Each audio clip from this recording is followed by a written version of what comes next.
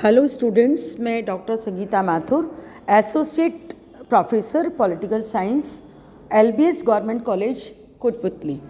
आज मैं BA part first के स्टूडेंट्स को राजनीति विज्ञान के मूल आधार में औचित्यपूर्णता यानी वैधता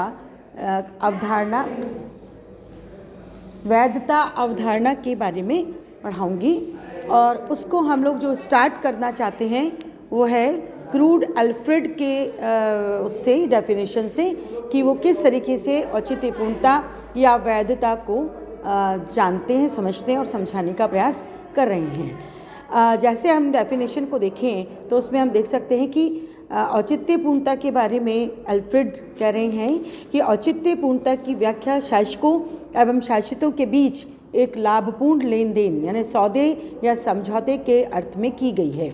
अपने एकदम आदिम रूप में यह लोगों द्वारा किया गया एक समझौता है जिसके अंतर्गत उन्हें जीवित रहने व जेल से बाहर रहने यानी स्वतंत्र रहने की स्थिति यानी अधिकार प्राप्त होती है और इसके बदले वे सरकार को कर देना व उसके आदेशों का पालन करना स्वीकारते हैं।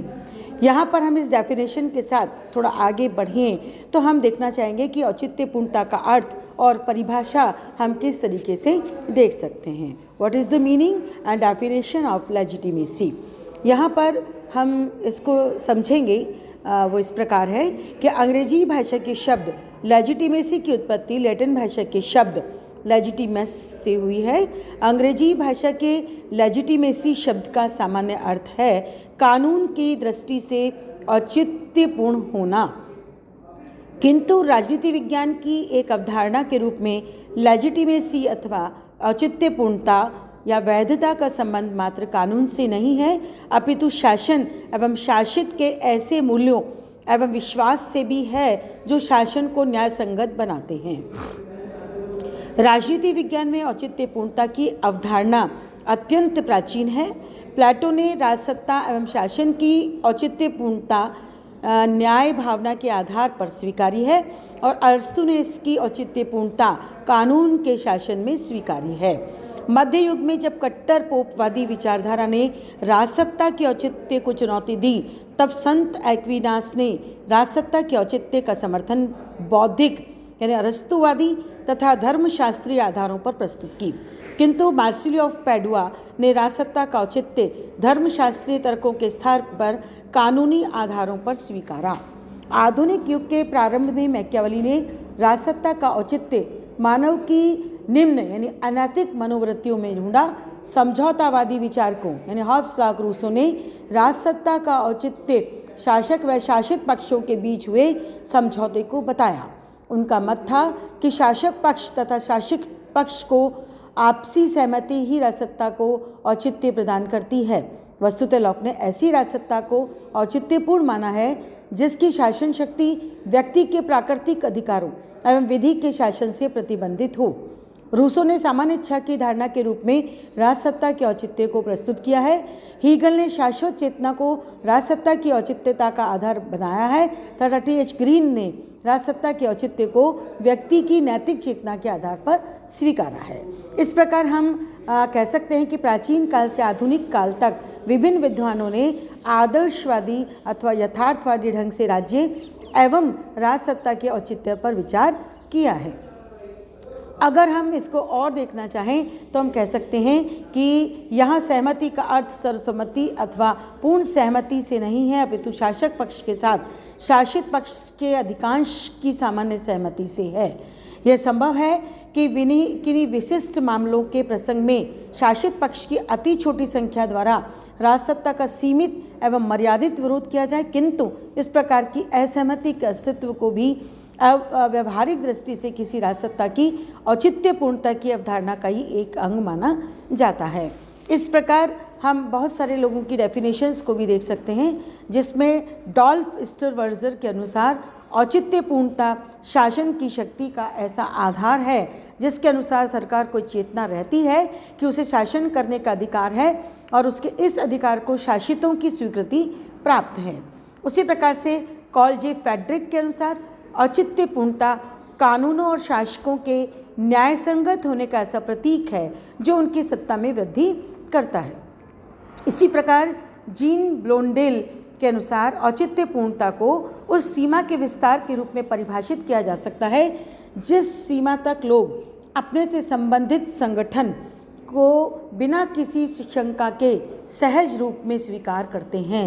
सहमति या स्वीकृति का ये क्षेत्र जितना व्यापक होता है वह संगठन उतना ही अधिक औचित्यपूर्ण होता है। इस तरीके की अगर हम औचित्यपूर्णता की व्याख्या और अर्थ को जब हम देखते हैं तो उससे में कुछ चीज़ें निकल के सामने आती हैं, जिसे हम देख सकते हैं इस प्रकार से कि पहला, औचित्यपूर्णता राज्य व्यवस्था का अनिवार्य तत्व है। दूसरा, औचित्यपूर्णता एक मनोवैज्ञानिक तत्व है जो शासक पक्ष एवं शासित पक्ष के बीच एक मूल्य प्रधान विश्वास एवं सहमति के रूप में प्रकट होता है। तीसरी बात, औचित्यपूर्णता की अवधारणा में निहित जनता यानी शासित पक्ष की सहमति का आधार शक्ति, बल, दमन या हिंसा नहीं होती है, अपितु जनता की सहमति ऐच्छिक होती है। इसी प्रकार से हम नेक्स्ट देख सकते हैं कि औचित्यपूर्णता का तत्व राज्य यानी शासन की शक्ति को सत्ता में बदलता है और औचित्यपूर्णता ही किसी राज्य व्यवस्था को न्याय संगत बनाती है और उसे स्थायित्व प्रदान करती है। इस प्रकार हम इसकी अर्थ और परिभाषा को देख सकते हैं। नेक्स्ट अगर हम इसके आगे बढ़ें तो हम देखेंगे कि औचित्यपूर्णता के स्रोत कौन से हैं। यहाँ पर हम किसी भी राज्य व्यवस्था को जिन आधारों पर औचित्यपूर्णता प्रदान करते हैं उन आधारों को औचित्यपूर्णता का स्रोत कहा जाता है। मैक्स वेबर ने औचित्यपूर्णता के 3 स्रोत बताए हैं। पहला है परंपरा, दूसरा संविधान व बुद्धि संगत कानून और तीसरा है चमत्कार यानी करिश्मा। इस आधार पर विभिन्न विद्वानों ने इसके अलग अलग अलावा विचारधारा को भी औचित्यपूर्णता का स्रोत स्वीकारा है। आधुनिक युग में वैधता के प्रमुख स्रोत हम इस प्रकार से देख सकते हैं, जिसमें हमने देखा है पहला परंपरा, और परंपरा के लिए हम कह सकते हैं कि प्राचीन काल से ही वैधता का एक प्रमुख स्रोत परंपरा है।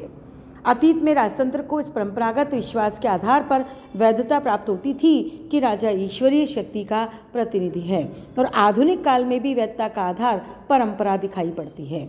इस प्रकार परंपरा को हम इसका स्रोत बना सकते हैं। दूसरा है संविधान एवं बुद्धि संगत कानून, यानी आधुनिक राज्य व्यवस्थाओं में शासन की वैधता का एक प्रमुख स्रोत संविधान एवं बुद्धि संगत कानून है, और संविधान एवं कानून की व्यवस्था के अनुसार निर्वाचित शासन की वैधता को जनता स्वीकार करती है। नेक्स्ट अगर हम स्रोत देखें तो वह है चमत्कार। नेतृत्व का चमत्कारिक गुण भी वैधता का प्रमुख स्रोत है, और मैक्स वेबर के अनुसार धर्मों के इतिहास में मूसा, बुद्ध तथा मोहम्मद के चमत्कारिक व्यक्तित्व ने ही उनके अनुयायी पैदा किए और वे अपने धर्मों की स्थापना कर सके। इसी प्रकार से चौथा जो हम स्रोत ले सकते हैं वो है विचारधारा, और हम ये कह सकते हैं कि आधुनिक औद्योगिक, वैज्ञानिक एवं बुद्धिवादी समाज में वैधता का एक प्रमुख स्रोत विचारधारा है। विचारधारा उन नैतिक एवं राजनीतिक मूल्यों तथा मापदंडों को प्रस्तुत करती है जिनके आधार पर किसी राज्य व्यवस्था को वैधता प्राप्त होती है। आधुनिक युग में विभिन्न राज्य व्यवस्थाओं ने उदारवादी, राष्ट्रवादी एवं समाजवादी विचारधाराओं के आधार पर वैधता प्राप्त की है। अगर हम थोड़ा और आगे बढ़ें तो हम देखेंगे वैधता या औचित्यपूर्णता के कौन कौन से प्रकार हमें दिखाई पड़ते हैं। उसमें हम कह सकते हैं कि आधुनिक युग में मैक्स वेबर, फेरेरो, रॉबर्ट एडाहाल, डेविड ईस्टन आदि ने वैधता के विभिन्न प्रकारों का उल्लेख किया है। यहाँ पर हम डेविड ईस्टन के अनुसार जिस वैधता के प्रकार की बात की गई है उनको देखना चाहेंगे, और ये वैधता के 3 प्रकार उन्होंने बताए हैं। पहला है विचारधारात्मक औचित्यपूर्णता, दूसरा है संरचनात्मक औचित्यपूर्णता और तीसरा है वैयक्तिक औचित्यपूर्णता। इसी प्रकार से रॉबर्ट ए डाहल ने भी राजव्यवस्था की औचित्यपूर्णता के स्तर को आधार बनाकर इसके 2 प्रकार हमें बताए हैं। पहला है उच्च स्तरीय औचित्यपूर्णता तथा दूसरा है निम्न स्तरीय औचित्यपूर्णता।